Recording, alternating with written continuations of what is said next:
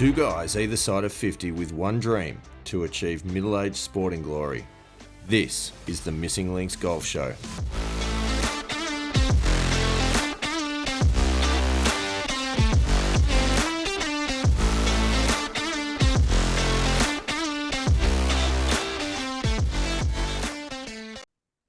Pilgrims, welcome back to the caravan for episode 36 of the Missing Links Golf Show. I'm Steve Hinks, joined by Andy Walker in the driver's seat of the caravan. Yes. Hello, Mr. Hinks. How you going? I'm well. I'm very well.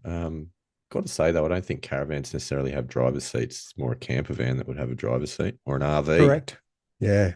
Yes. An RV potentially, but that's okay. We're maybe we're in the club lounge of the caravan. Maybe that's more where we are.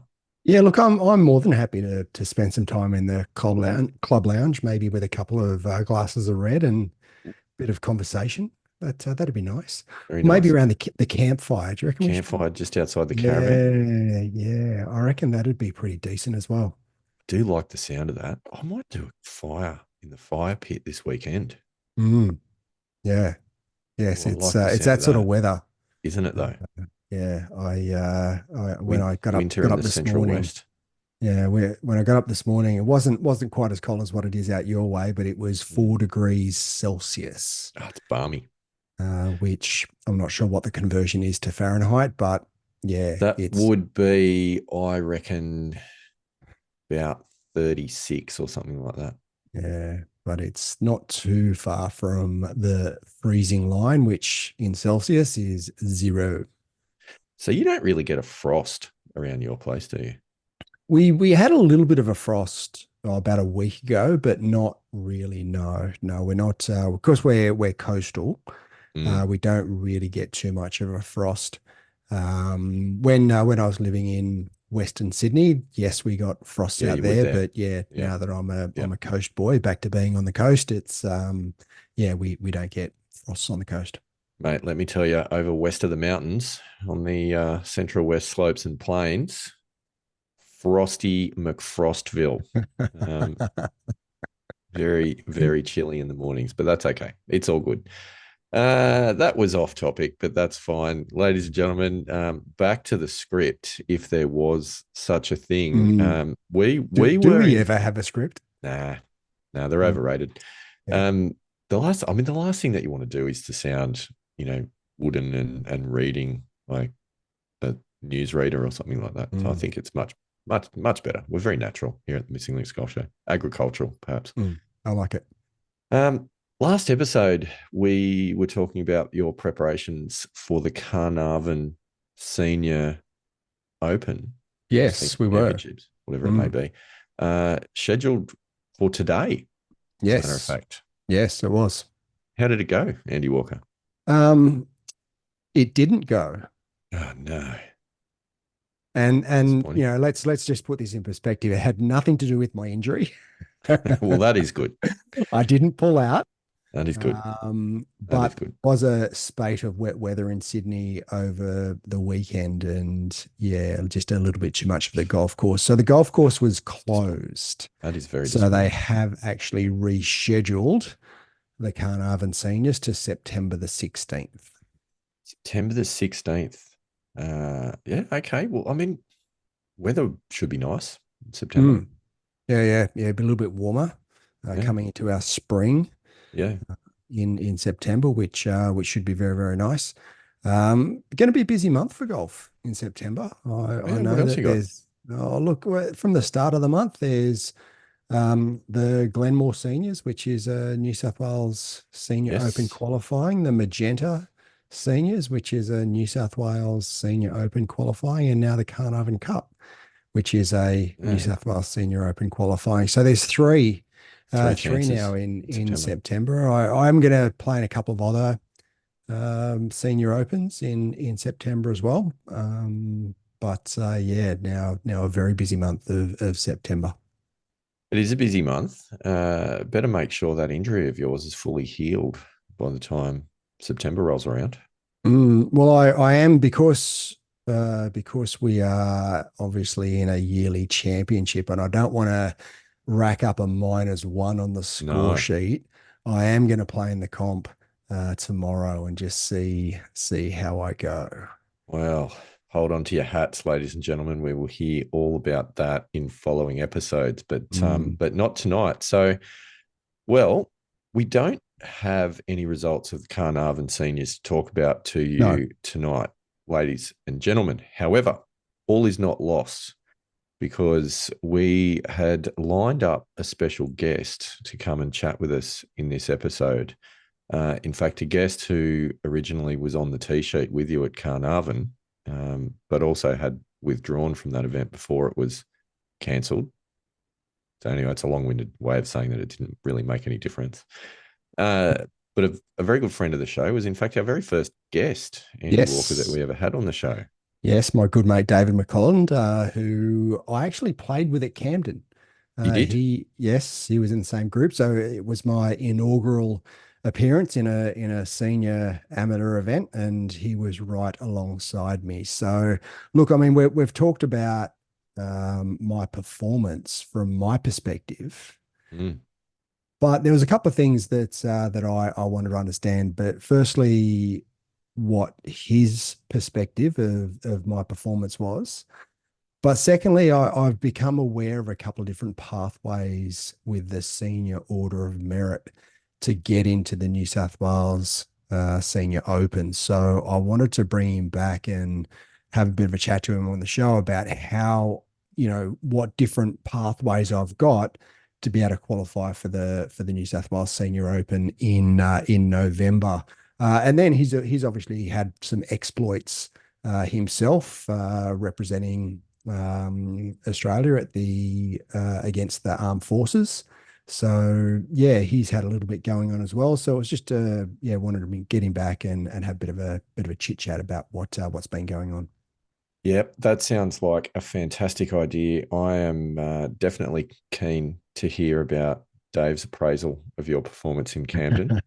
He's a hard As taskmaster. he is, as you've rightly pointed out, we've heard only one side of that story. So I'm Yes. very keen to hear what he made of your first foray into seniors golf. And likewise, just any stories from anyone that we know that's represented their country in any sport, but particularly Yeah. this sport. Just fantastic. Yeah. Absolutely brilliant to be And able to and hear that about that. that's also not the first time that he's represented That's our right. country. So there's been a couple of times in there. So be good to get in and have a bit of a chat to him about what it's like to represent all Australia. Yep. And I guess the other thing as well is it's always good fun having a chat with DMC. He's a funny guy, Yeah, he and is. he brings a lot to the conversation. So I have no doubt that this conversation will go in many, many different directions other than what we intended it to when we first get him on the line. But Yes. Andy Walker, That, that doesn't mind a tangent, DMC. shall we invite him to take a seat with us by the campfire in the caravan? And or not, campfire's not in the caravan. Pilgrims, I should be Wow. clear about We, that. we don't want to burn the caravan We down. don't want to burn the place down. No, we're outside the caravan. We're sitting around. We're at the campground. We've got the fire crackling in the background. I can see DMC. He's just pulled up over in the parking lot. I think we should wave him down and invite him over to take a camp chair and have a chat with the pilgrims. What do you reckon? Let's bring him in. All right, come on, Dave.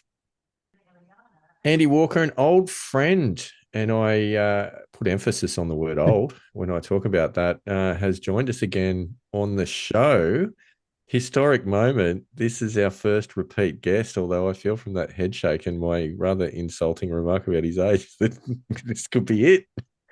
Have we got Andy? Well, it could be it, or maybe just like a hang up, sort of, It the, could the be the phone line quickest just interview goes we've ever done. just a click on the end of the phone. But no, Wow. he's all good. Look, we've got as our second time guest. I'd like to welcome to the show my good mate and mentor, Mr. David McClelland. How you going, mate? Not too bad, Mr. Walker and Mr. Hicks. How are you both? Thanks. You both looking really well and getting Oh, greyer every day I see you. yeah. Yeah. Yeah, it's a race. Yeah, yeah, it is. It is. We've had some injuries as well, so Yeah. feeling like we need to sort of lather up the Voltaren and maybe a couple of anti-inflammatories. But Yep. we're in the seniors, so well, we're not quite in the Just seniors. remember, We've still got a junior here, so yeah, Yep. another sort Yep. of 6 months or so. oh, 6 months to go.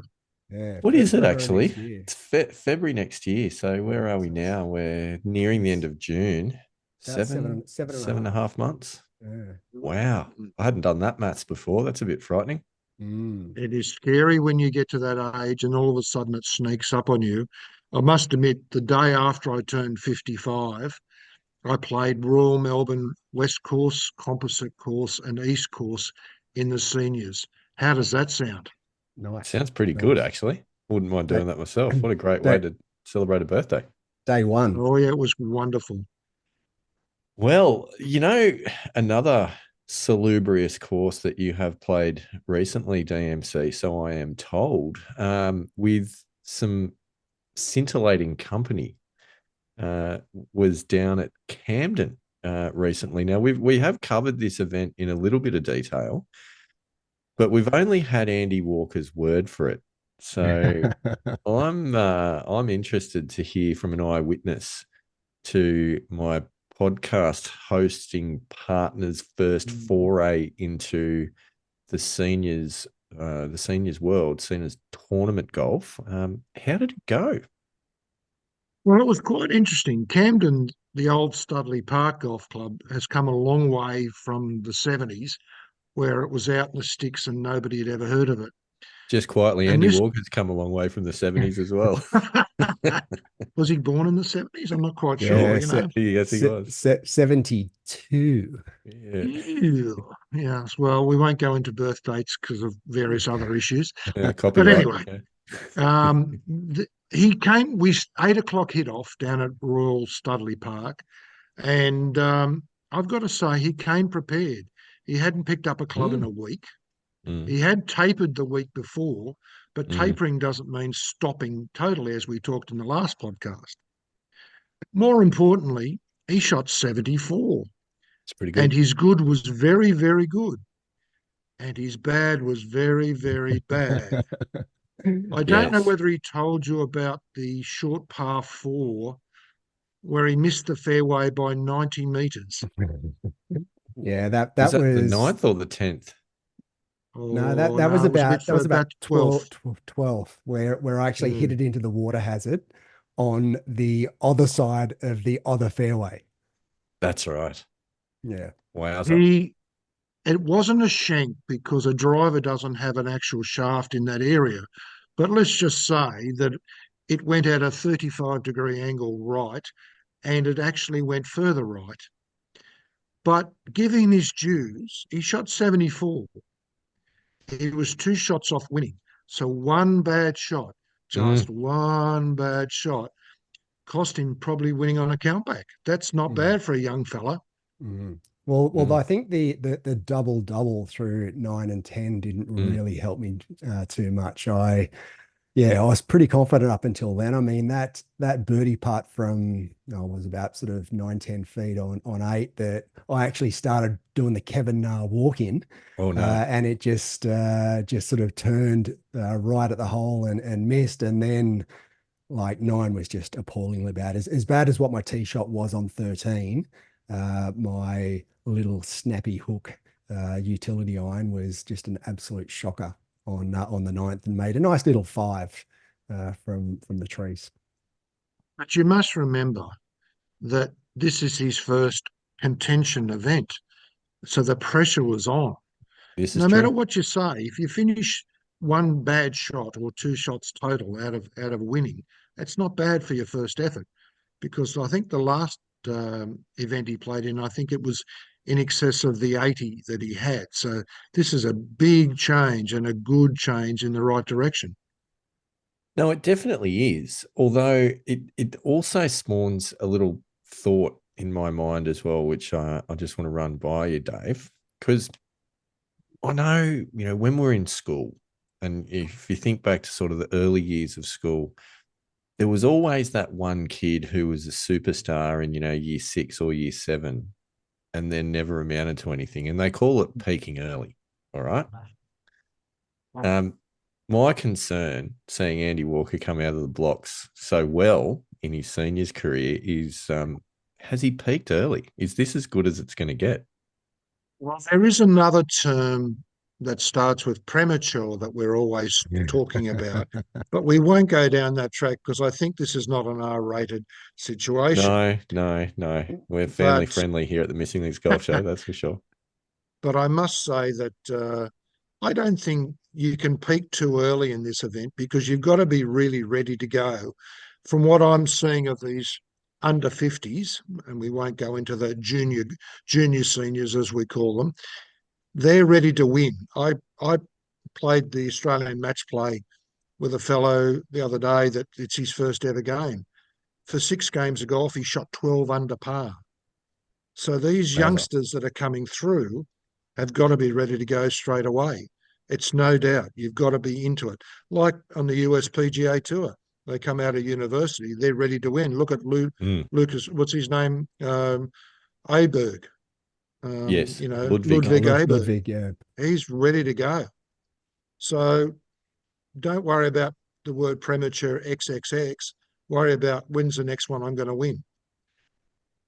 I think that's good advice, Andy Walker. How do you feel about that? Yeah, look, I think that's very good advice. And to be honest with you, I mean, look, we've covered, many times the lack of golf I've played over the last 25 years. And since we've started the podcast, I've probably played more golf in the last 8 months than what I've played in the prior 25 years. And I feel as though that's really put me back on track to start playing some good golf. So I actually think this is just the beginning. I think there's a parabolic curve here that we're just at the start of. I know they're big words, aren't they, Dave? I was going to say logarithmic because it goes up the further you go along the line, the steeper it gets. But, parabolic actually has an indication that it goes down at the other end by my calculations. Yeah. Yes, it does. Y equals X squared or vice versa. And I wonder whether or not you're at the top of the parabola already. You've doubted me before, Mr. Hinks. I think after the Macquarie Cup, I think you're all over my away game, and I seem to have sort of silenced those critics. I think I'd speak for all of the Pilgrims though when I cast a bit of doubt over potential performances. We're not here just to boost each other up. I mean, there's a bit of that happens from time to time, but we certainly got to, play the devil's advocate from time to time and call it as we see it. Well, I'm going to play the devil's advocate for both of you. Here we go. In September, the New South Wales Veteran Golfers Association are playing their stroke play championship at Dubbo. Oh, nice. Oh, didn't you know that one? No, I didn't. And it's open to over 50s, I believe, Mr. Walker. You're a bit too young, Steve. Just damn missed it. But you could caddy for him. Hey, I mean, that's a great idea. I could. And it does count to the Senior Order of Merit. Ooh. How good is that? I didn't actually see that in the Golf New South Wales calendar. So is that you got to be in the know. Yeah, by invitation only, it sounds. This is exciting. This is an announcement, ladies and gentlemen. This is big news.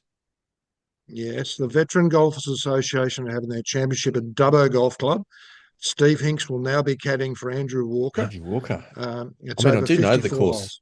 I do know the course pretty well, in fairness. So I can certainly tell you all the places where not to miss it. Been there. That doesn't mean anything for Andrew. Yeah, I think I found them over the Easter long weekend. So don't go 3 feet up the tree on the third. Is probably the advice.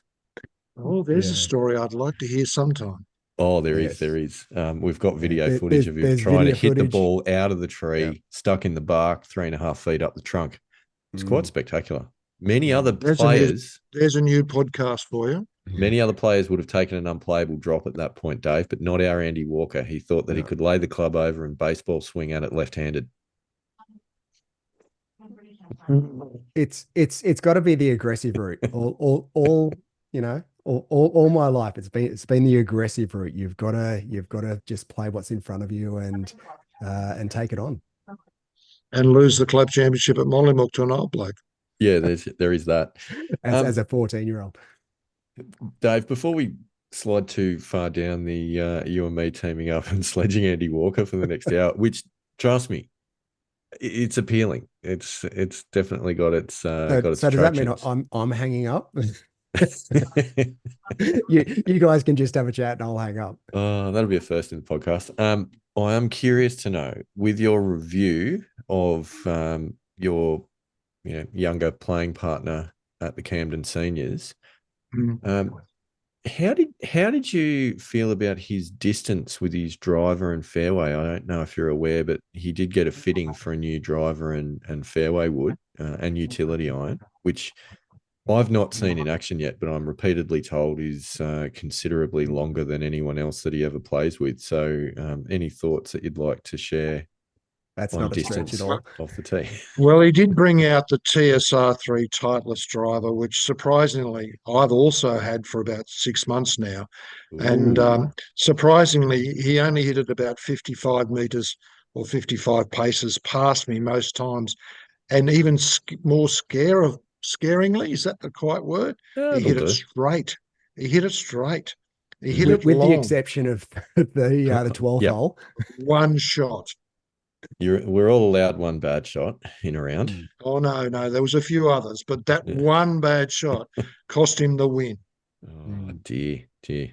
Now, on that topic, I think if you've got one piece of advice, you've seen him go around in his first event. If you've got one piece of advice, either for something to change for next time or something to go away and work on, what would you highlight? What do you think let him down? One of the biggest things in senior golf is not to make the big score, not to make the 6, the 7, or the 8. Yep. If you can, the worst score you're going to make is make a bogey, then you can put that in the bag, because Andrew, as was evident at Camden, I think made 6 birdies or something like that.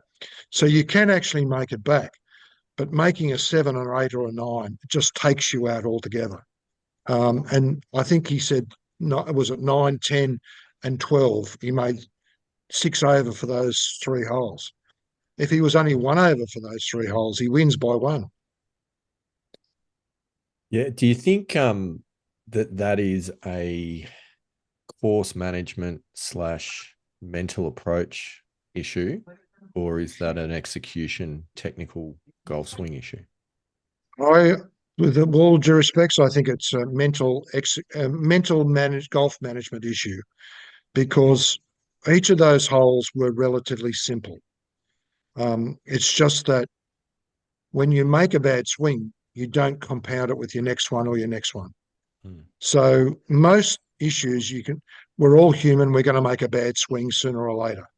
I make more than most, but the idea is the worst case scenario is you make a bogey.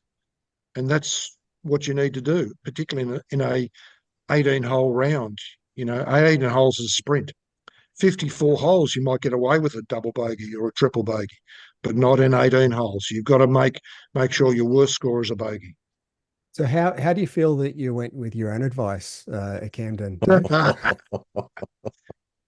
I think the term loft sometimes runs into it, lack of talent. Wow. But I've got to say that my performance on that day was less than admirable, and it got to a stage where I was laughing at myself because of the poor performance. The 6 Ps certainly weren't working on that day. Dave, Andy and I had a bit of a chat about this last week, that I think it was 2 episodes ago now. We released an episode which we titled How to Break 80. You're welcome to tune in and download that one and have a listen at your leisure. Oh, absolutely. I'm probably need it the way my mental attitude is going at the moment. But then on the other side of the equation, I have been doing this for 8 years, and Andy is but a mere speck in the background at the moment. I'm chasing. I'm chasing. This is a What number fact. are you in the order of merit, Andy? Tie for 153. I think it is. Wow. What's your target? After one event. One event. What's your target? Oh, look, that's part of the discussion, I guess, is because we've discussed about the New South Wales Senior Open and how I'd love to qualify for the New South Wales Senior Open down at Thaguna at the first weekend of November. So I know that there's a couple of different pathways to get there, which I've identified a few senior events. Camden was one of them, and Carnarvon, which we were meant to play yesterday. No, today. Yeah, today. But Today. but it was unfortunately washed out. Mhm. So there's a couple of events that I'm playing in which could potentially lead to a pathway into the New South Wales Senior Open. But I know there's also an order of merit pathway for the seniors. So maybe if you can have a bit of a chat about that, and then I'll be able to make up my mind as to where I'm meant to be aiming. Well, certainly the New South Wales Order of Merit for seniors, which is over 50, and the New South Wales Senior Open down at Thaguna is over 50 for both the pros and the amateurs. The top 10 get an automatic invitation down there. So if you're in the top 10 in the New South Wales Senior Order of Merit, you get an invitation down there from Golf New South Wales. Other than that, the winners of certain events, like you're talking about Camden, Magenta, and a few of the others that are coming along. St Michael's, I think, is another one, the Lakes and all those sort of areas. They are an immediate entry straight away. And last year, when I went down there, Thaguna is a great golf course for the pros and the amateurs because it's fair for both. So it's one of those ones when you're playing with pros, you automatically improve yourself. Yes, I fell at the second last hurdle. I made a mistake and made double and missed the cut by 2. But getting in the top 10 tells you that you are actually starting to perform like a senior pro. And there are so many former pros that are now playing the senior amateur ranks, and I could rattle off half a dozen. Right. They recognise how important this tour is. So getting in that top 10 to play in Thaguna, and you'd be amazed how many people are actually following you down there playing in that event. They love seeing the amateurs play the pros. And as an amateur, you love beating the pros. I don't care what you say. You got to beat the pros. What 100%. number are you at the moment, DMC? 11. Oh. One out. Oh. One out. Oh. So Wow. then how On the does bubble. how does the order of merit work? Because I got 85 points for my 4th place at Camden. So what's the and you're up around 600 or 642 and a half or thereabouts. So I've got to sort of get up into the thereabouts with a decimal Yeah, point. 642 and a half. I didn't even know that. There you go. 0.55. Yeah. So 150 points for the winner. And if you are tied as a winner, you both get 150 points. Then it flows down to second place is 125, then 110, 105, and 100, and so on to about, I think it's about 30th spot. And we call that the pity point. You get one pity point, one only, for about 30, and we call it the pity point mark. But you've got to have at least 14 rounds of golf in the senior order of merit. And as you get to the 15th, if you get to the 15th, you drop out your worst score and you bring in your next score. If you get to the 16th game, you drop out your 2 worst and get in your best. So like it's the really handicapping important to system, get really. 14 games up. So do you have to get 14 to qualify, or can you, if you only play, say, 10 or 11? Bad luck. Oh. Bad luck. Then you've got to rely on an invitation from Golf New South Wales because nobody else is able to play. So how many games are you going to get in, with your allowances? It's not going to be He's 14, I counting them think. up already. It's not going to be 14. It's about maybe 9. I think I've got 14 in already. Oh, what a shame. It's okay. Yes, you do. It's Yes, you only do. it's You're only you're year on one. 14. It's year one of the show. I think the focus is year 2. Focus. Focus is year 2. It's year 1. This is a preparation year for Andy Walker, getting some tournament But reps under his belt. There's a couple of other little twists with this that the youngsters coming through need to be aware of. New Zealand senior is over 50.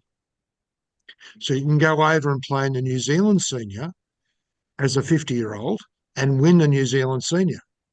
And that's an important thing. It's not counted in the New South Wales or Australian Order of Merit. But if you win the New Zealand senior, I tell you what, the Australian selectors are looking pretty hard at you. Mm. Yeah, I'm not sure how much chance I've got of getting across to New Zealand this year.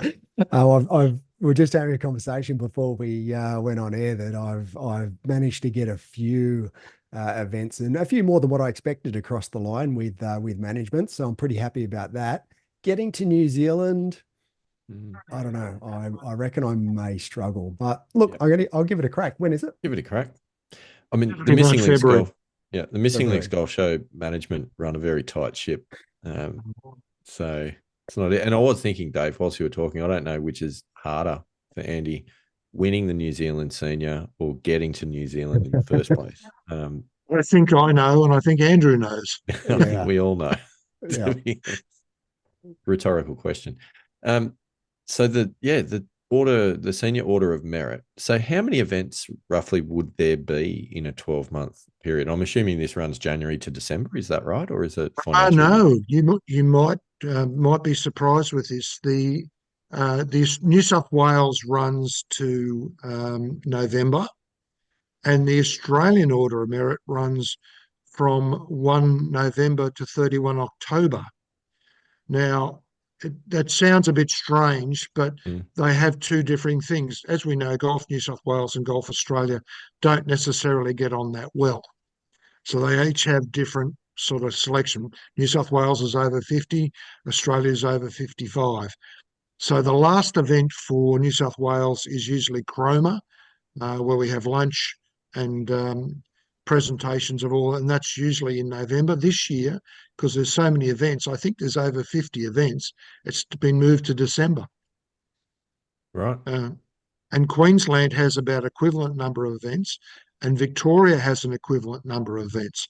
So if you really want to travel between the 3 eastern seaboard states, you could really do some damage to your bank account. And how many events would you usually play in a year, Dave? 25 to 30. 20. That's in New South Wales. And the Australian Order of Merit, I'll probably end up playing 8 or 9. Yeah, right. So we were sort of talking that you're heading down to Victoria to play in the Victorian seniors in September. Yeah, because it's very close to when they've rescheduled Carnarvon too. So and that's Barwon Heads and 13th Beach. That's right. So you've got one round of Barwon Heads, one round at 13th Beach Creek course, and one 13th Beach River course, I think it's called. And that's where the Victorians Open is played, when the males and the females all play together. That's at 13th Beach. Nice. And I tell you what, when the wind blows down there, it's a test. And even more interesting, Barwon Heads, if you stand on the first tee at Barwon Heads Golf Club, you look like you're looking over New South Wales Golf Club. I rate Barwon Heads as a beautiful windswept, course, and 13th Beach is great. And the hospitality down there at 13th Beach is outstanding. Absolutely outstanding. But it's one of those events of the major Australian events. You want to play the Victorian Senior. You want to play the Australian Senior, which is this year at Links Lady Bay, just south of Adelaide. You want to play the National at the National Golf Club, because you play the Old Course, the Moona Course, and the Gunnamatta Course. And you want to play the Gold Coast International, which is middle of next month, which just happens to be at Sanctuary Cove, Pines and Palm. What a shame. Beautiful spot. I'm assuming they're all 55 though, aren't they?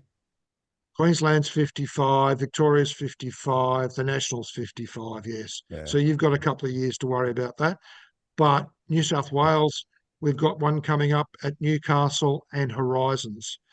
I've just been told as of couple of days ago, they are confirmed to be 50-year-old, not 55. So it's 18 at Newcastle and 18 at Horizons. And that's an Australian Order of Merit event, but 50-year-olds just can't get points.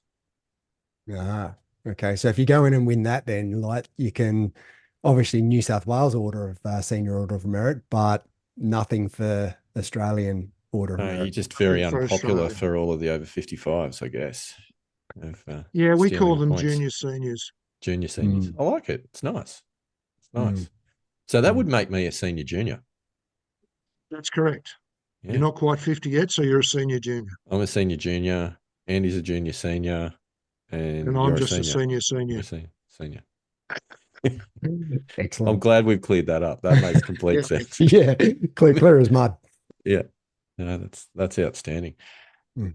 Right. Well, I think there's been a few other little things going on in the background. If my intelligence agents are doing their job properly, that we probably need to hear about from you, Dave. And this is to do with some representative honours that you may have had in recent times. Oh, you have been hearing things through the grapevine.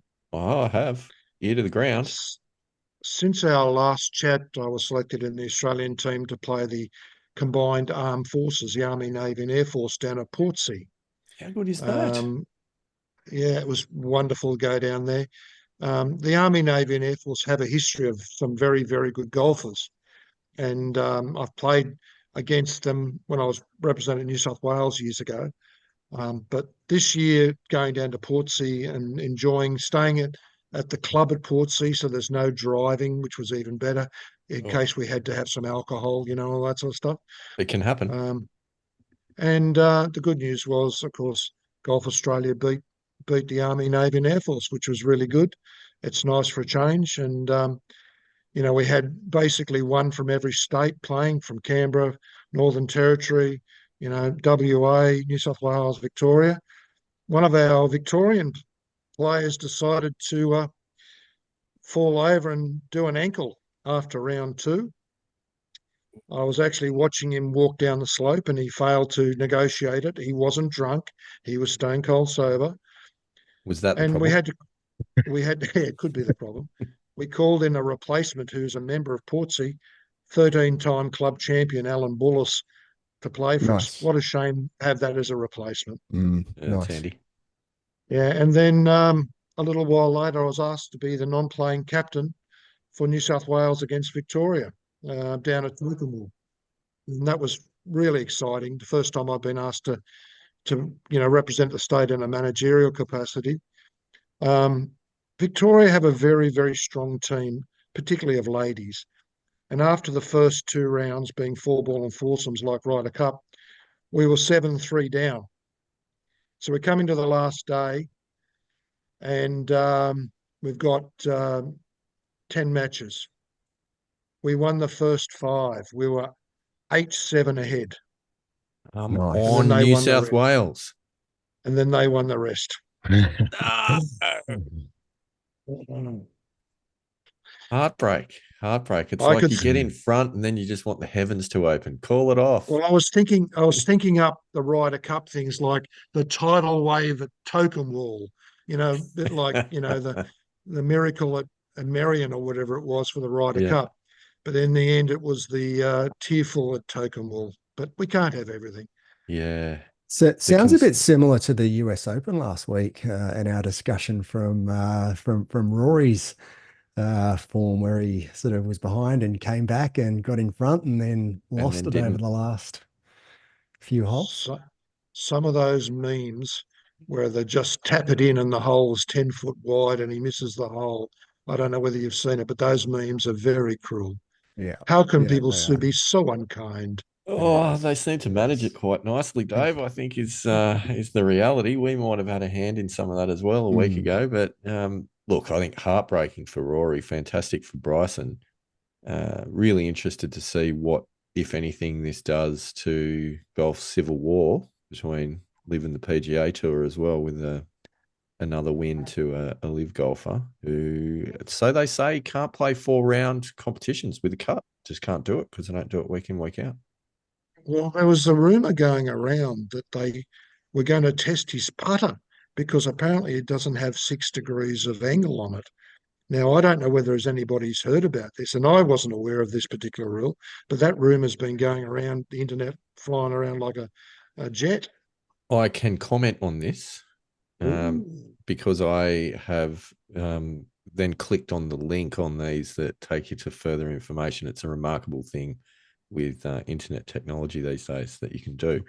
Apparently, they're called scammers, aren't they? don't click on those links, okay? But quite often, when you get past the headlines, you get more information, which is good. Apparently, his putter has been tested, Dave, and it does conform, and it conforms by about 1 degree or something like that. Like it's right on it's right on the line.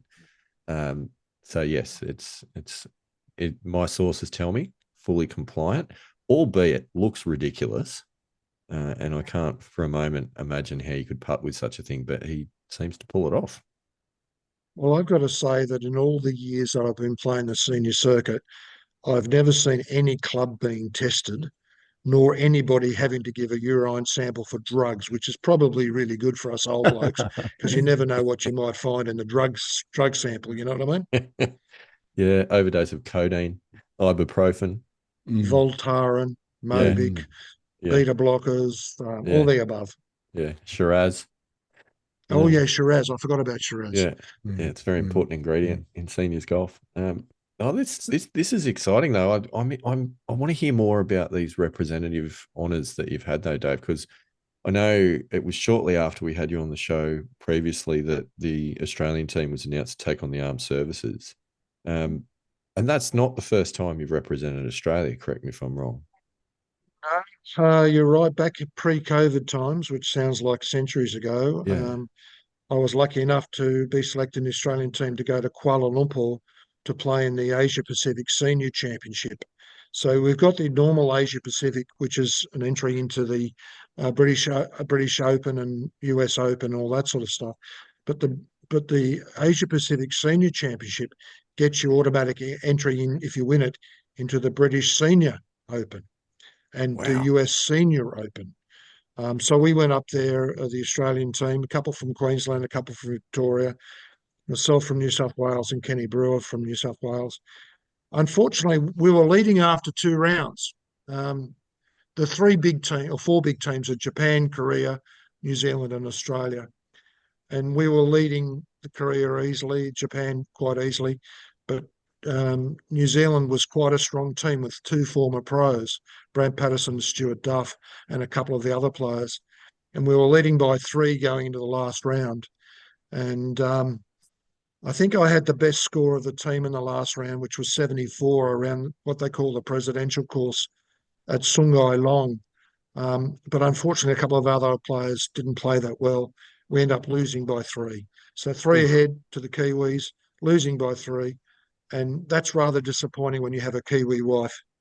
Oh, Yes. She's not listening at the moment, I hope. Oh, yes, she is. She just said that. So there's a number of representative teams. So the 3 big events to play in order, if you're an Australian senior rep to play in the Asia Pacific Senior, that's the pinnacle. The second one is against the Kiwis, to be selected an Australian team to play against the Kiwis. Every couple of years you play over New Zealand and then reverse in Australia. And the third level is against the Army, Navy and Air Force. I've got two of the 3 of those. I'm missing the game against the Kiwis. Look, it's going to be tough with all the new blokes coming through. They're very, very good. But the like Andy all Walkers things, of the world. Yep. well, I was thinking the actual 55-year-olds, not the young seniors. You know what I Give mean? it time. Give it time. Not time. the junior seniors. Junior The senior. junior seniors, the young seniors, yeah. Yeah. But like the fellow who played up with us in the Australian match play up at Coolangatta last week, Mike Lucas from WA. Mike's played in 2 events in the Australian Order of Merit in the last 4 years. He's won 2 of them. He's won the South Australian Senior and he won the Australian match play last week, which was 6 games of match play in 4 days. Wow. We estimate that he was 12 under par for those 6 games, and he never went past the 15th hole in match play in 6 games. He's Wow. that good. Wow. That's tough. Oh, he's tough. He's very tough. I played him the first game. I ended up only losing 5-4. And some of the scores that he won by 8-7, 6-5, I'm starting to think I did all right. Mm. It's So impressive then, golf, though. so then why doesn't he play in more? Is he still sort of got sort of work, business, family He's a commitments? greenkeeper. He's a Ah, greenkeeper at a golf course called Harvey Golf Club, 3 hours south of Perth. yeah, So right. coming across from Perth to play these big events, he Mm, just Difficult. can't get across. And all due respects, I don't think his salary as a greenkeeper would be that high. He's a worker on the course, not the course mm, superintendent. But yeah. I tell you what, his talent is quite phenomenal. He's a lefty. He hits it dead straight, and he's a good putter. You put those two together, and it's pretty hard to beat. I got one of those three. I've got none. I'm working on two of Yeah. Oh, fair enough, fair enough.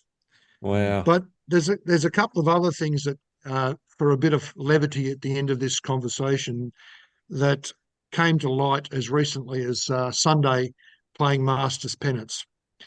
It's Oh. amazing how much you've got to manage your body in these events. And whether it be up in match play, Jason Thompson, who Andy Walker will probably know, he's played 6 games of golf in match play up in the Gold Coast, and he reckoned he was crippled for the last two because the Mm. body, playing six Mm, games of golf in 4 days, to manage your body in these events is important. And I played with a fellow at Masters Pennants yesterday, Darren Griffin, who I'm sure Andrew Walker's probably met around the place. He didn't manage his diet because he decided to have Indian on Saturday night. Oh. Yes, and the look on both of your faces expressed what happened when he got to the Oh. 10th green at Waratah Golf Club ooh, and had to Oh make a dear. very, very large exit Oh. with a mm. great degree of worry. And haste. Oh. So Mm. So haste, this is it. This is health. an example. This is an example of why golfers wear two pairs of pants. Well, he was wearing a dark pair of pants, but as I said to him, I've never seen anybody run with their cheeks so closely packed together, running towards a loo. And so health, bad backs, all that sort of stuff come to the fore, but even diet comes to the fore. So there's Mm, another couple of things to think about mm. as you gracefully get Yeah. towards 50 or 55.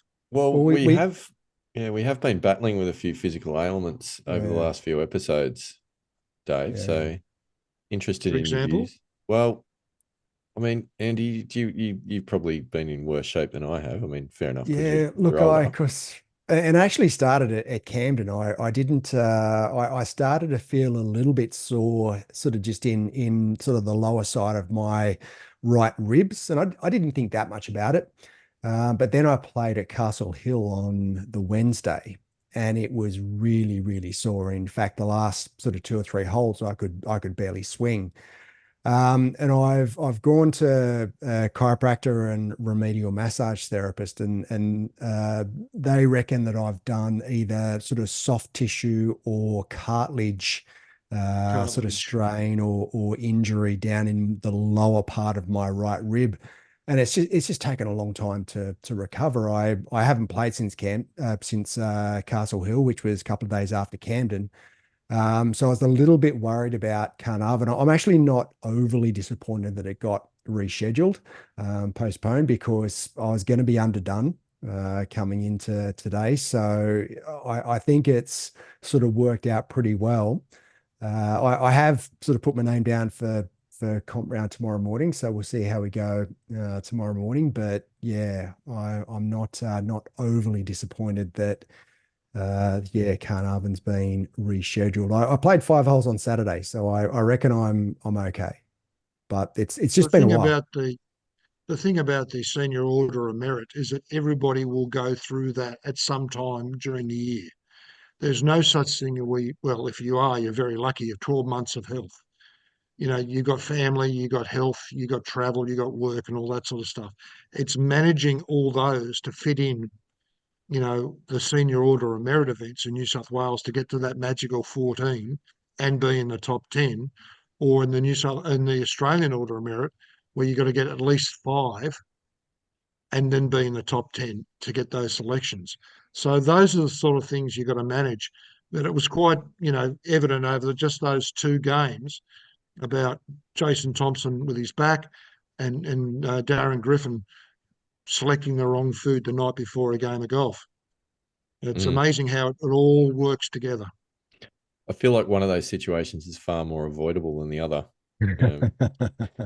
Well, as Griffo said, his wife decided they were eating Indian, not him. Oh, okay. No, fair enough. Fair enough. Do as you're told. It's You're exactly right. Getting your leave pass to play golf is important. I mean, I suppose at least he got 10 holes in, because had he have made the other decision, he probably wouldn't have got any holes in. Maybe. But the funny thing about it was he played a lot better golf after he found a suitable relaxant, shall we say. Nice. Oh, nice. Dave, no conversation with you is anything but colourful. It's outstanding. I don't want to get bogged down in details, Oh, Oh, wow. Could be flush with success. We'll just wipe that one in the edit. Nice. I like it. Oh dear, I'm totally off track now. But I think where are we going with this, Andy Walker? Well, we've lost our there's way. a couple of things. There's a couple of things that, in terms of the order of merit, that whether you're 55 or older or whatever, but the planning as well. There's an event in the middle of August that everybody wants to play, and it's the Melbourne Winter Carnival. If you want to golf, you've got to be 55, but in a span of about 10 days, you play Yarra Yarra, Commonwealth, Metropolitan, Kingston Heath, Royal Melbourne, um, Victoria, and a couple of others. It's basically a 2-week period.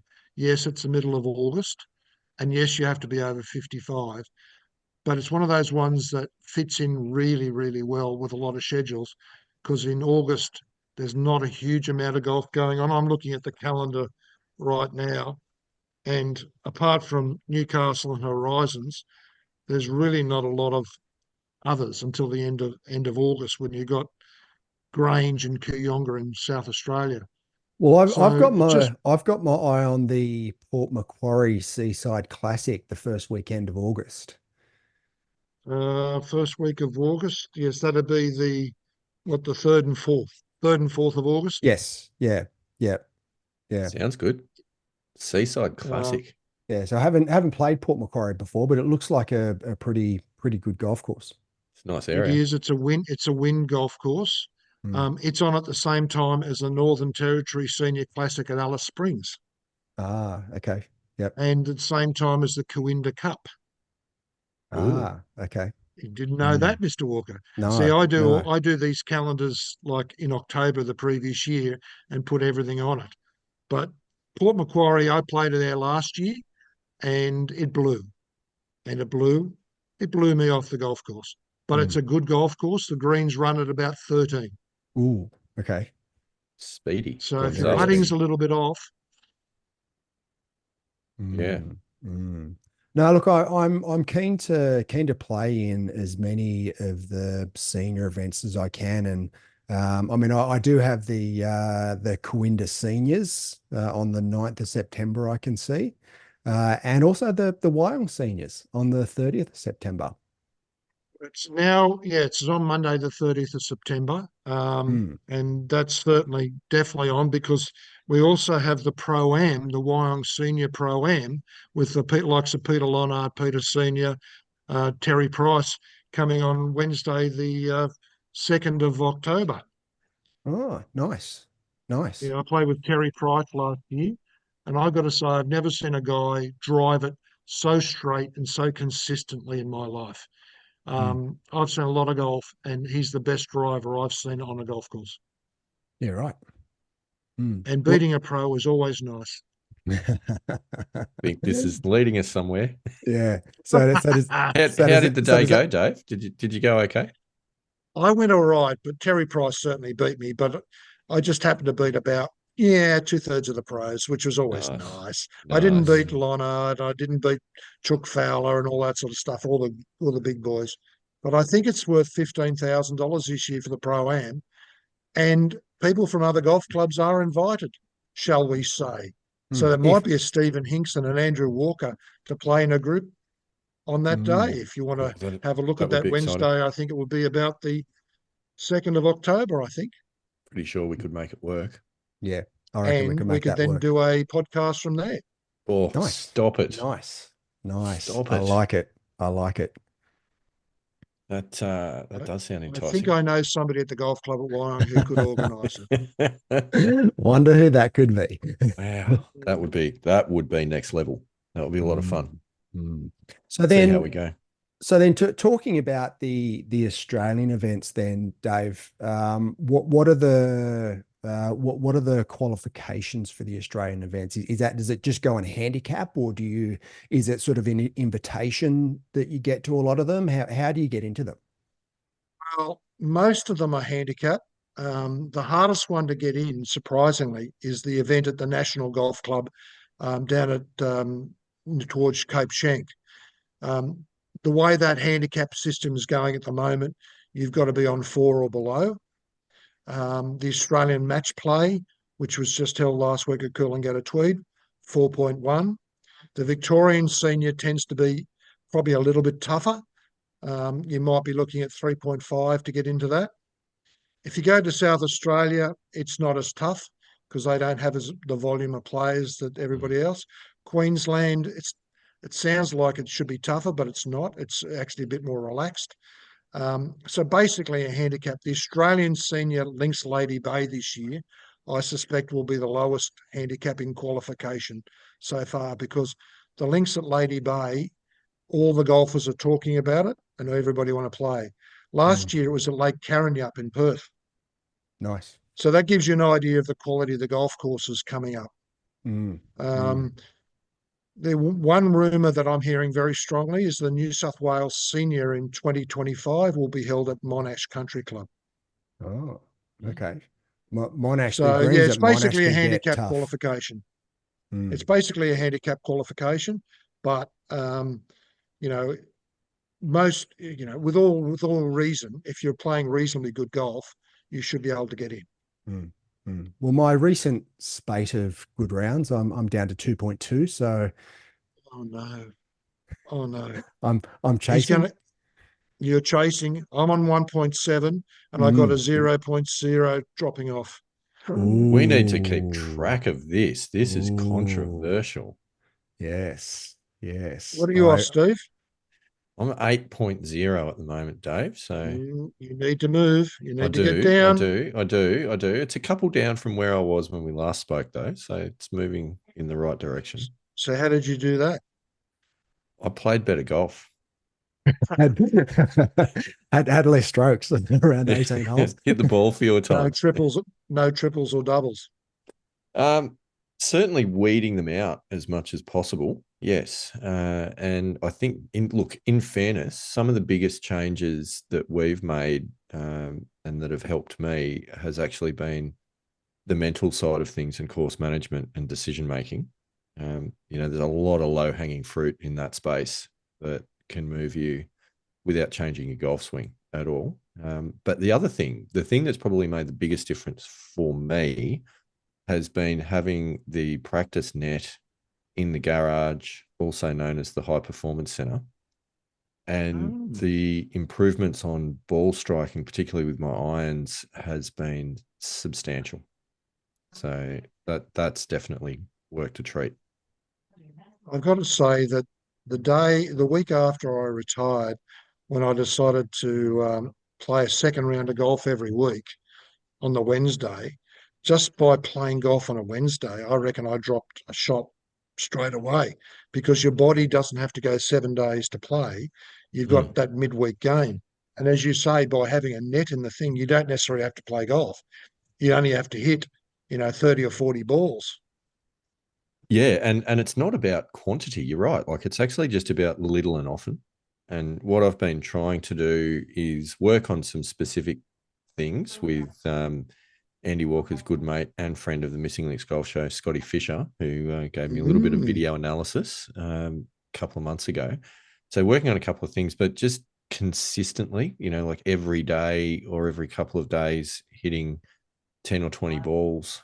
Doesn't need to be too much more than that, but just working on some of the right things, doing a few drills. And predominantly it's been around getting more depth in the takeaway. So getting the takeaway on plane, which is setting up the rest of the swing actually to be in a better position and getting the body leading the downswing rather than the arms and the hands.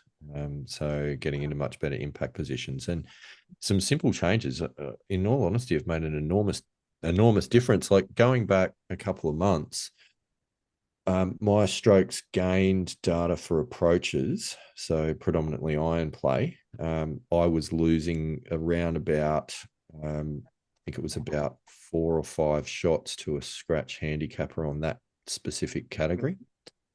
My last couple of rounds, I've actually been gaining a couple of shots on strokes gained with some of those differences. So that ball striking change has really been the difference. That's been where my game's turned around from just doing that work in the garage.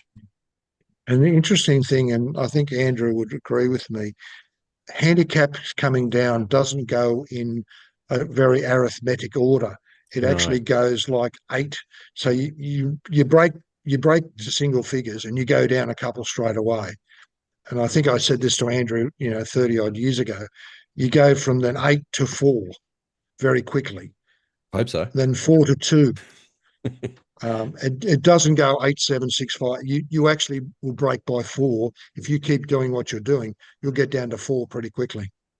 What I've found, which is interesting, is exactly what you're saying, that it's not a linear progression. It's more steps and plateaus. So you have a breakthrough, you drop a few shots, you sit there for a little while, and you kind of, I think, consolidate that as well. And mentally, we've talked a lot about self-perception of sort of starting to believe that you are the player that matches that handicap as much as anything else, rather than feeling that you're getting a nosebleed from the altitude. And then once you get sort of comfortable and you start playing to that, then you drop another few shots. But yeah, it's not like it's just this continual progression down. It's that plateauing and then improvement. So I'm hoping that I'm at the point of sort of on the verge of another improvement. Time will tell. I've got a 4.4 or something like that dropping out in one of my next couple of rounds. So I've got to come up with something to replace that to avoid blowing out at all. But I feel that it's possible. Like I feel where my game's at the moment is definitely the velocity's moving in the right direction, which is exciting. And I've got time.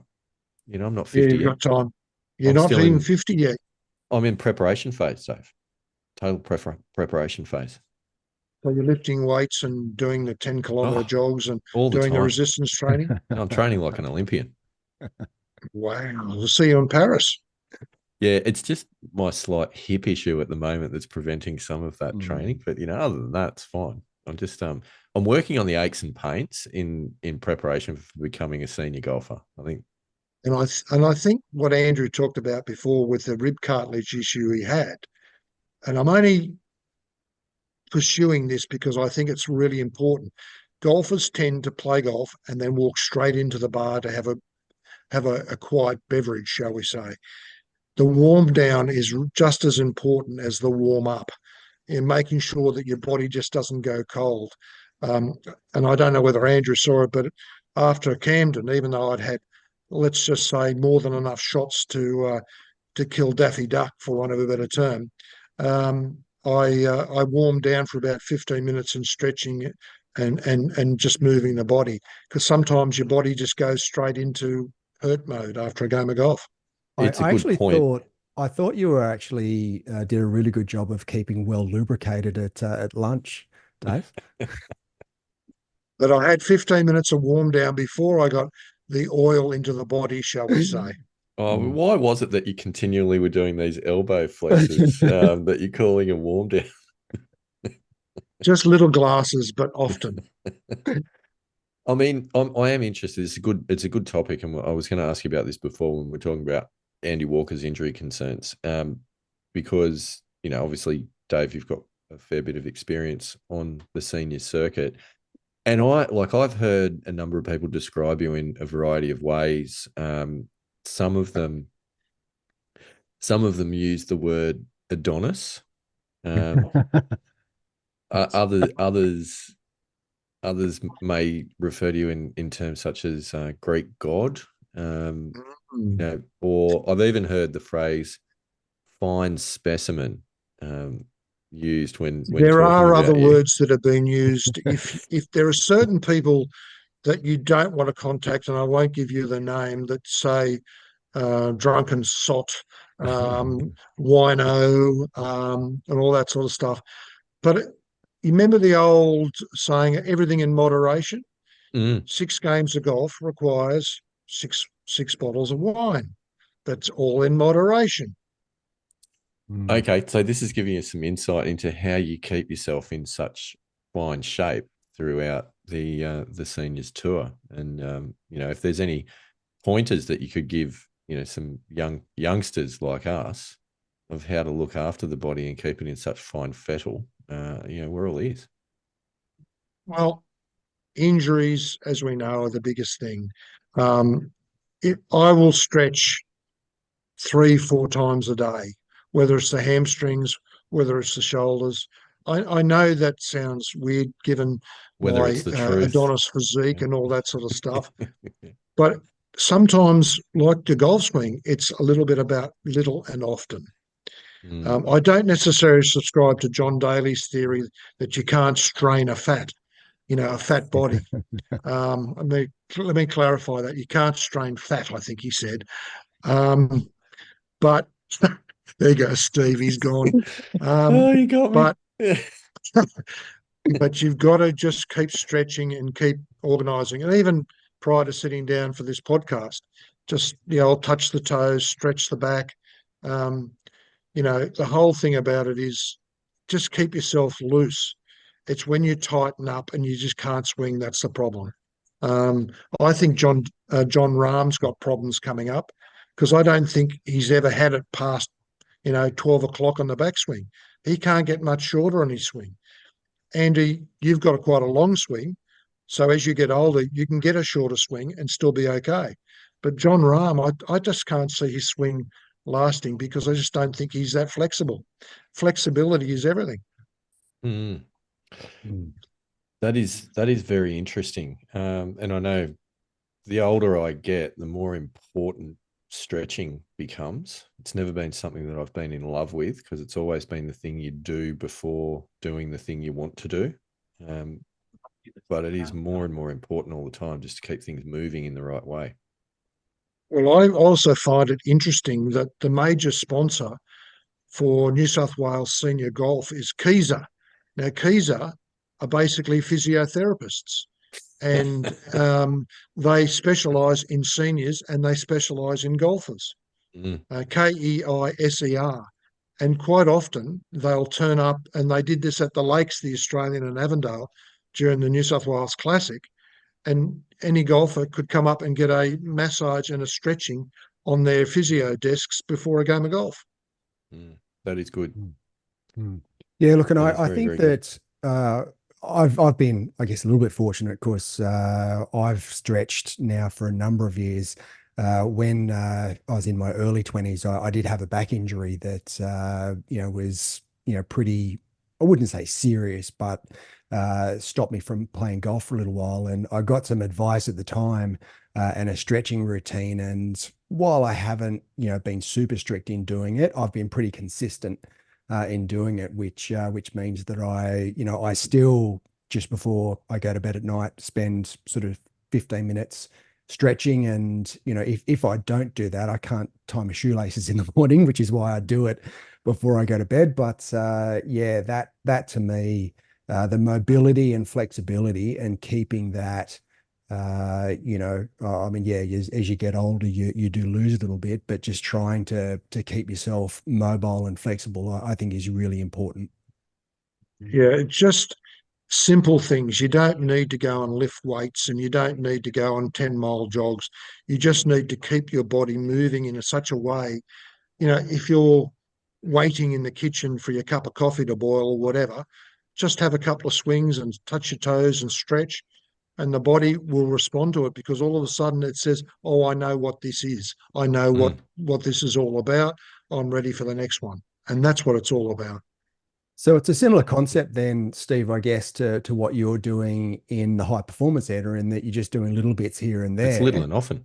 Yeah. Absolutely. It's that exact Absolutely. same concept, which, as we've talked about, I'm doing the same thing in my garage in the Central Coast High Performance Center, and yeah, that seems to be sort of working as well. So I think there's definitely a lot to be said for little and often and consistent. I think I as just well. think, Yeah. sorry, Sorry. I Steve, think after you. I think as well on this, like this strikes at the whole thing of particularly people with families with jobs that don't have much time. And you always think, oh, if I don't have that half hour or hour to dedicate to doing something, I won't bother. But if you can carve out 5 minutes, and like you say, it's inside those other things that you're doing. If it's boiling the kettle or, cooking dinner or whatever it might be, doing a few little things, everything you do is better than not doing anything because you're waiting for the big chunk. Um, Yeah, I used a little bit of my business time.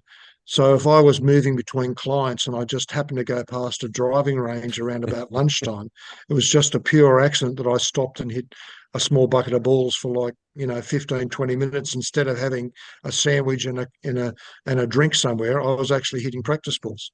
Isn't it Coincidental. amazing? Isn't it amazing the number of places that you went that the route had to take you past a driving range? Like It was terrible the number just of times I just had to stop there around about 12:30 and just it's wanted to make sure it was okay. it's remarkable. I do have a question for you though, Dave, because we talked about keeping the body in some sort of shape, whatever shape that might be, so long as it's a shape, that's okay. Um, Adonis, yeah. yeah, and working on the swing, the mental side of things is something that we talk about a lot in the Missing Links Golf Show. Have you got any tips, any activities, any things that you do mentally to stay in the shape that you need to? I did yoga for a couple of years when I was around about 50, 51. I Right. know that probably surprises Andrew Walker very much, so that he can't see It me does, doing actually. stretching and all that sort of stuff. Yeah. But the meditation that yoga also goes hand in hand with the yoga goes very, very well. And meditation is a simple thing as taking yourself out from the moment of all the worldly frustrations and the interruptions, the emails, the text messages, the podcasts, for want of a better term, the worry Mm. about what I'm going to do to go, whether I'm going to play at Carnarvon or Kalara and all that sort of stuff, and just settle down and be yourself with a clear mind. It could only be for 1 minute or 2 minutes. And then the next time you do it, it might be for 2 minutes or 3 minutes. It's amazing when you get on the first tee and you use that mental strength that you've learned through yoga to meditate. You go, that's the aiming point I want to hit to. So you've narrowed your aiming point and you just concentrate on that. It's a little thing. It's like exercising your body, you're exercising your mind to concentrate, not physically making yourself concentrate, but just become a habit. That's what you do. And that's very, very important. Is that, do you think, enabling you to access that sort of thought process in that part of your brain or that mental state more readily when you need it? Yeah, it's like, here's my backswing at golf. Here's my mental aspect of what I'm going to do on the first tee. Yeah.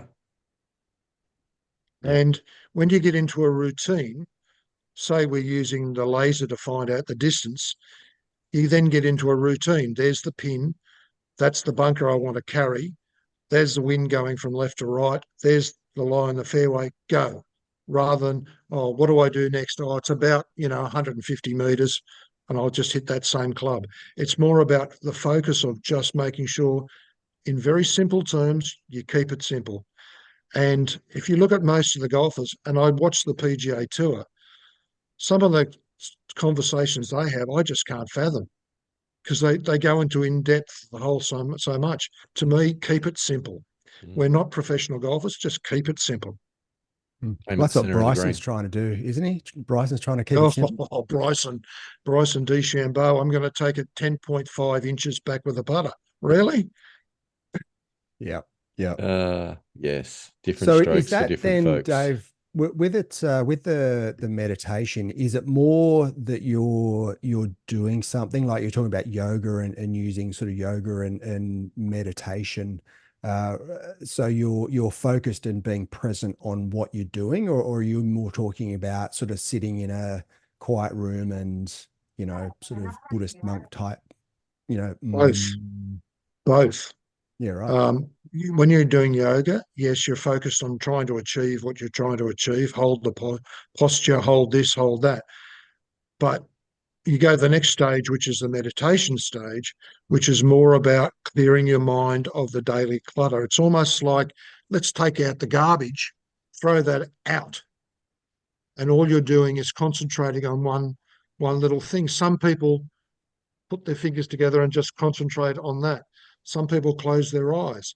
Some people defocus the eyes. I defocus my eyes so that there's nothing that I can focus on that keeps my mind active.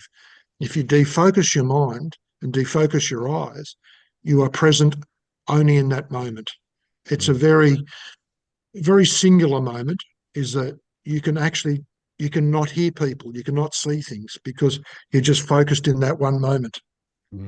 Yeah, it's really interesting. Of course, I mean, both Steve and I have talked about struggling with meditation and actually sitting down and being present and you know, the Buddhist monk type of meditation. I mean, I've got dogs, so I take the dogs out for a walk and I try and be present and sort of like a walking meditation, but it's very different actually sitting down and whether it be, just focusing on nothing or, there's a couple of guided meditations that I've tried in relation to golf to try and get a bit more focused with whether it be a golf swing or whatever. So, but yeah, Steve and I have really struggled with that concept of just the sitting down and just meditating. It's not the easiest thing to do.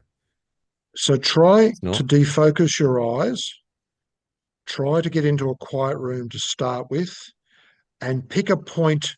As I said, some, just look at it that way, a point in their fingers. But if you concentrate on that point with the defocused eyes, you'll be amazed 1 minute goes really quickly. And once you do 1 minute, then you can do 2 minutes. Once you do 2 minutes, you can do 3 minutes. I think my record was 10 minutes with nothing else but focusing on that. It's also a trick I use on the plane when I'm between two rather large people in the middle row and I don't want to associate with them. I just try to defocus and take my mind out of the present to try and, oh my God. Look, Andy Walker, I, as you know, have been trying to get back onto this process / bandwagon, whatever you want to call it, because every single guest that we have on this show who has more knowledge about the game and success and all of everything related to that than us continues to talk about the benefits of meditation. Yeah, there's clearly something in it. It's clearly something in it. I've been trying to just spend a few minutes either last thing at night or first thing in the morning.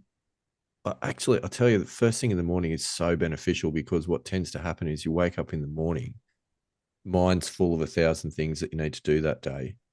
Temptation to grab the phone and, see what's been going on and check how many downloads the podcast got overnight whilst we're asleep in the Southern Hemisphere. But if you can avoid doing any of those things and just spend a couple of minutes, and for me, it's actually focusing on breathing, just breaths in, breaths out to clear away all the other thoughts. Because I feel like you got to kind of have a focus on something. If it could be the fingers, it could be whatever. But the benefits of doing that have actually been quite noticeable just in terms of calmness then when you do get up and go about your day rather than sort of being a bit hectic. So I also think now listening to this conversation and your fallback of the active meditation that it's been coined of the walking the dogs, I think you're in your comfort zone with that. Oh yeah, for sure, for sure. Being doing a non-active meditation, a sitting meditation is definitely not in my comfort zone. It sort of feels a little bit self-indulgent if I'm being It honest. does. And It and does. and we've talked about that before in that we've both got busy lives, and we don't have the I guess fortunate position at this stage of being a full-time retired golfer. We'll get there. But what if you set your alarm in the morning 3 minutes earlier, and then before you did anything else, you spent that 3 minutes trying to quietly meditate, and then you went about your day as you normally would? Could you do that? Yeah, I could do that. I could do that. Okay, will you do that? That's a very good question. That's the important one. Well, I'll throw a I challenge out. I'll throw a challenge out.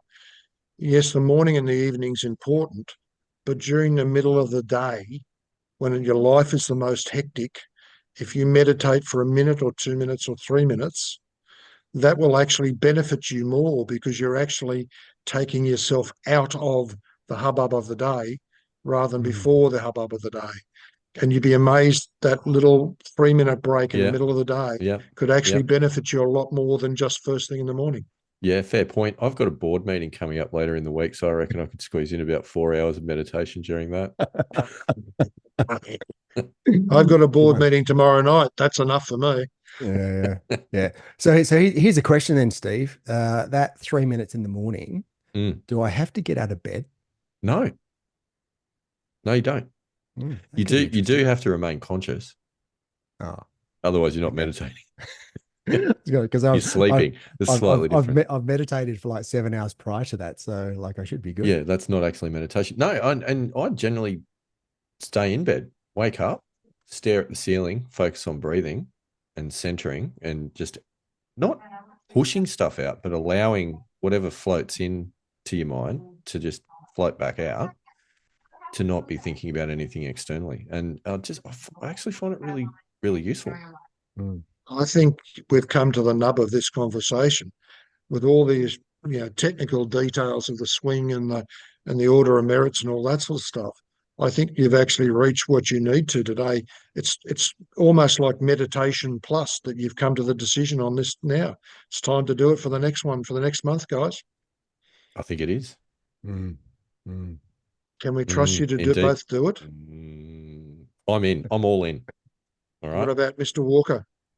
Well, I mean, I've got a week's holiday coming up, so I probably will struggle to squeeze it in over the holidays. But look, I'm willing to 3 minutes.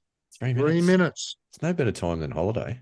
Well, actually, because I am heading up to the Gold Coast, staying across the beach from at Coolangatta, so I could potentially go for a morning walk and just sit on the sand and cross my legs and. I feel like you're disrespecting the process here, Andy Walker. I'm feeling a bit of judgment. Resistance. Yeah. What do they say, Dave? Winners find a way, losers find excuses. That's exactly right. And having just come back from Coolangatta and staying just across from the beach there on a number of occasions in a bar, meditating, there are some beautiful little chairs there and some beaches there, Snapper Rocks, Kira Beach, all that sort of stuff. It's perfect for a 6 a.m. or a 12 noon or a 3 o'clock in the afternoon debrief of your brain. I like this. I like this middle of the day carve out, 3 to 5 minutes of breath work and meditating. I'm going to give this a run. Shut the office door. Zen. It's good. What's that out on TV for ANZ? Don't interrupt me. I've got to do a borrow or a loan or something like that. That's on TV. So maybe you just say, this is my breathing time. Andy Walker's looking very dubious about this. I know, but he's done this since he was 14. You know what he's like. He just doesn't believe other people, Oh, maybe his history could have been different, David. Who knows? Yeah, Maybe. he could have been Australian champion by now if he'd done all this ahead of time and asked Yeah, me before, yeah, yeah. You never know. like me. I think, I think, I think we've definitely hit on something. I think that's the message for this conversation. Andy Walker, have you got any other questions for our illustrious and wise and Adonis-like guest before we wrap this up? I know we've kept him a Just little call me longer than we Obi-Wan planned. Kenobi. No, look, I think look we've covered a lot. Certainly the topics that that I wanted to cover, and no, just looking forward to getting out and beating Dave on the golf course again. Oh, Wow, the shame of it all. it's an The shame unnecessary of it all. jibe. It's an unnecessary jibe. Dave, we love you here at the Missing Links Golf Show. Don't listen to a word of my co-host. We are thrilled that you came back for a second stint as a guest. We certainly hope there's a third stint in the not too distant future because, as always, 2nd of October, I believe, at at Wyong Golf Wyong, Club after the yep, senior pro-am. yep. I will make sure that there's a 3-spot vacancy available in the presidential spot, Excellent. and Magnificent. I just have to select the pro that we need to beat. So I'll make sure he's an easy beat. Do I need to bring some fake ID to prove that I'm 50 at that point, or No, okay, just checking because presidential requirement is like Donald Trump. It's just waived. okay, because I was Is going to is say is that just called checking is that because called presidential privilege? yeah, it is, It's called presidential pardon. yeah, misuse. I was kind of looking forward to, just recapturing some of my youth with trying to dodgy up an ID to get allowed into a premises. But anyway, not that ever happened, ladies and gentlemen. Pilgrims, if you're listening, never did any of that happen, nor Of would course I ever not. Of suggest course not. anybody doing anything Mm. like that. It's terrible behavior. David McClelland, national representative, state captain, all round good bloke. Thank you so much for visiting us here at the Missing Links Golf Show once again. I know we certainly rambled off topic for a large portion of that interview, but we do appreciate the wisdom that you bring to our show. So great to see you again, mate. And good luck with all the future podcasts. And I look forward to being back on after the 2nd of October when we come first, second, and third in the Pro-Am. Oh, mate, stop it. You gonna pick that order at this point in Nope. time, or Nope. I think I'll be back on 8 handicap by then just to make sure Steve's under control. fair enough. Maybe I'll let it drift out a little bit before that event. Who knows? Ooh, Yeah. fair enough. Nice. All right, guys. Nice. Have a good one. Thank you Thanks, so mate. much. We'll speak soon. See you Love your work. later. Andy Walker. That I don't even know how to describe it. I feel like that was like an extended, conversation in the 19th. Yes. I think Yeah. for a lot of it. Look, I sort of felt a little bit under the gun. What do you think? two blokes rather than one, sort of Yeah. having a crack. But look, an incredible amount of great information, incredible amount of random information. I must admit, I didn't expect DMC to have been a yoga participant. No. That's that's No. unusual. I didn't expect that at all. In all the time I've spent with DMC, which is significant, that's never come out, and that was unexpected. It's the beauty of the Missing Links Golf Show, Andy Walker, right there. Ladies and gentlemen, if you haven't started watching our YouTube channel, this is probably the episode to kick it off with. Yeah. Because I think you'll understand when you actually watch the episode rather than just listen to the episode why Andy Walker's so surprised that Dave's confessed his love for yoga. I too am surprised, but it's good. I think it's good. We talked about it during the interview, but everyone we talk to just continues to talk about the importance of meditation. There's clearly something to it, and we obviously have been late to the show when it comes to that. Yeah. And look, Dave's always been very strong mentally. That's one of the things that we've talked about a lot, and I learnt from him. I mean, it was my old man that was the one who was like, you never give up, you never give in, you always sort of, try your best. And that was, I saw that in action with DMC. I mean, he was never dead. Like, Yeah. you always knew that you had to be on your game, and when you're playing him, you couldn't take the foot off the throat. If you're ahead, you had to keep going. You had to have the accelerator down. Otherwise, he was going to come back and beat you. And he's just that sort of guy. So that's what I learnt my golf on. From dad actually drilling it into me as a kid to then actually watching it with Dave. So yeah, I feel lesson. pretty grateful that was my sort of I guess apprenticeship coming into golf. No, it's definitely a very, very good lesson. I think you see it clearly, and I think you can hear it in a lot of the stories that he tells and the experiences that he's had. But, to have the opportunity to sit down and have a conversation with someone that's represented their country on a number of occasions is always special. Yeah. Obviously you've played a lot of golf with him. I've been fortunate to have 1 or 2 rounds with him now, and that is a lot of fun. He's a good guy on the golf course. He's, calls it as it is. Yep. He's pretty funny. He's always got a good yarn and a good one-liner, and he's great company out there. And, I can't wait for the Pro-Am. Hopefully that invite comes through for later in the I'm year. sure it will. Because, look, he's never good. never not come through. Yeah. If he's the type of bloke that if he says he's going to do something, you can almost guarantee it's going to be done. Oh, I'm sure. And that might be, that might require me to take a day off work either side of that event for the drive down, and give myself an opportunity to be fit and proper for the drive home. Yes. But no, yes. we look forward to that. And Andy Walker, there is, I guess, where are we up to? There's a round of golf coming up for you. A shame about the Carnarvon seniors, but we're certainly looking forward to hearing more about the round that you have in your local club comp tomorrow. Yeah, Tomorrow. yeah. And look, as I said in the interview, it's I'm not too disappointed that it was rescheduled. Gives me a little bit more time. As I said, I would have been underdone coming into today.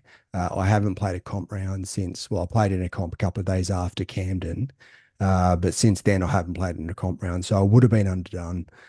Gives me a chance to get over this injury, get some comp rounds under my belt, get some more practice in, spend some more time in the high performance center. And yeah, come September, I'm actually really looking forward to September. I reckon September's just within my sort of time frame to be able to start playing some, I've been playing well already, but to really sort of, nail it, to get consistent around, that par, maybe shooting sort of 1 or 2 under par. And I reckon I got a reasonable chance.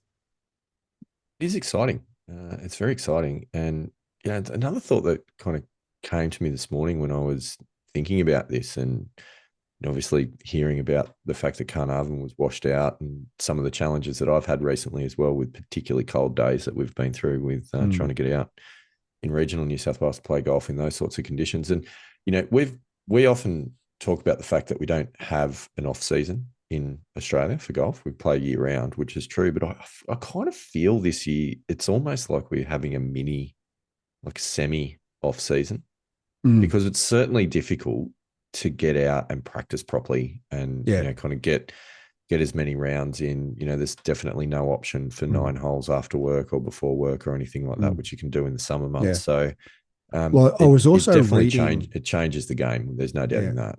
I was reading only sort of, might have been over the weekend actually, that last weekend was Sydney's 6th weekend in a row of rain. Yeah. Yeah. So, and then sort of you think Sydney, it sort of then sort of goes out, certainly comes up the coast and goes down the coast. Sometimes it doesn't get over the mountains, but you guys would have had a little bit of rain as well. Oh, no, we have. Like, a lot of these big events have actually been coming right across the eastern seaboard of the country. And that's from southern Queensland through pretty much all of New South Wales and down south into Victoria. So I think we probably haven't had as much rain as what you've had east of the mountains on the coast, but we've definitely had quite a bit. And we have had a lot of frosty mornings, a lot of foggy mornings, and a lot of those other weather conditions that really limit the amount of tee times that people are able to use. So in some respects, it's not an off season, but it's definitely not as on as the summer is. No, definitely not. And it's just a lack of opportunity, I think, rather than, I mean, the cold and winter in Australia, I mean, you can deal with that on the golf course, but not when it's wet and it's sodden and, because it's so cold, nothing really dries up. And that's, you don't need a lot of rain once the ground's already pretty sodden to then just have a washout. And that's basically what's happened with Carnarvon. Yeah, no, that's right. But Andy Walker, all this talk of cold weather is making me think that we need to throw another log on the campfire. Maybe open a nice 18-year-old whiskey or something like that as well, just to warm the bones from the inside. But whilst we do that, where can our pilgrims find us, Andy Walker? I think we're out and about there somewhere on We socials. do. We're on Facebook. Are we? Yeah, it's we exciting. are. Yeah, the Missing Links Golf Show, I think, is our handle. Creative title. Yep. We're on X, formerly known as Twitter. Yeah. Which I think is TML Golf Show. It is. It's what it is. Okay. We're on Insta. I know we're on Insta. Have absolutely no idea what our handle is with Insta, so you'll have to help me out there. Pretty sure it's Missing Links Golf on Insta. Okay. Another creative title. You know what's the most creative? It's our email address, which is the missinglinksgolfshow@gmail.com. It is. It's very creative. Or, I mean, you could send us a text message directly. You could just whack the old send us a text message button on the show notes. So there are a multitude of ways to send us a message and you know what no one has done yet? And I'm wagging the finger. Okay. No one's tapped us on the shoulder while on we've been out on the golf course.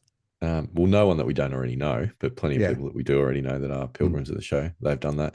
No, what no one has done yet, and this surprises me a little bit, is really embrace the concept of the voice of the pilgrims, Andy Walker, by recording a voice memo and sending that to us.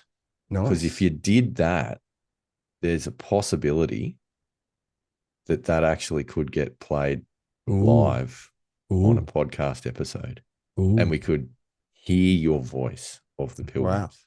Wow. I like it. That's possible. So just throwing that one out there if anyone wants to give that a shot. And look, there's plenty of ways to record yourself in this day and age, so why not? I know. We seem to manage it on a weekly basis, so it can't be that hard. Exactly. Exactly.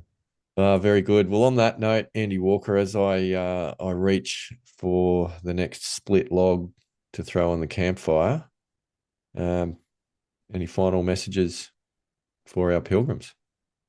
Well, look, on this cold winter's evening, there's really just one thing left to do after throwing a log on the fire. And that is to rock out, pilgrims. Sounds good to me.